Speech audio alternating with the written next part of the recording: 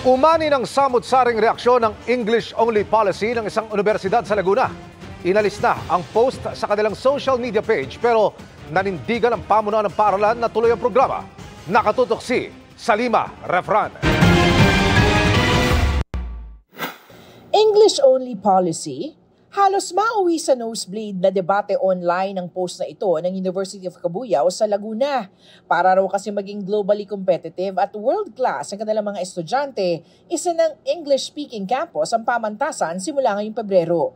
Kaya lahat ng transaksyon o engagement ng mag-aaral, empleyado at iba pang tauhan ng paaralan, dapat English for strict compliance.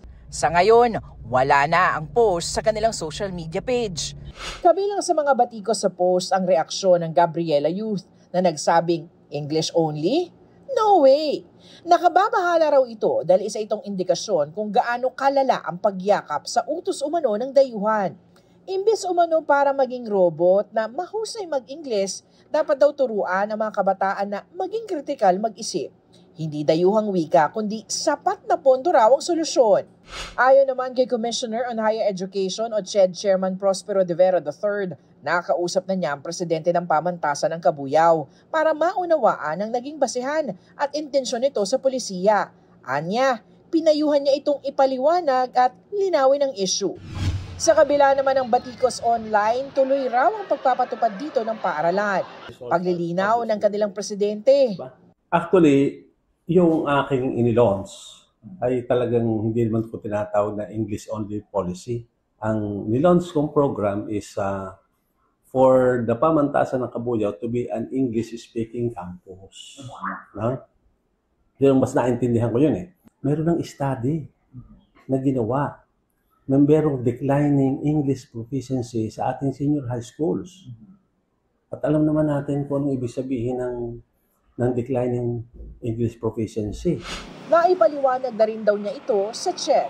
Let's raise the level of English proficiency and see how will it affect the employment and the life of our young people. By being proficient in English, that they will be able to share their great ideas to the world.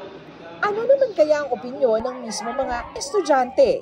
Dapat may specific, hindi po compliance na strict compliance po ang paggamit ng English po. Kasi po, minsan tayo, pag nasa discussion na po, hindi po naman talaga direct na fluent kami sa English Kasi hindi naman po talaga, yun ang pinakaunang namin salita or gamit na wika. May i-revise lang po siguro sila sa sa policy ang ipapatupad po. Pabor naman po, it enhances our skills po to speak English fluently. Para rin po sa ma-develop yung natin professionally po.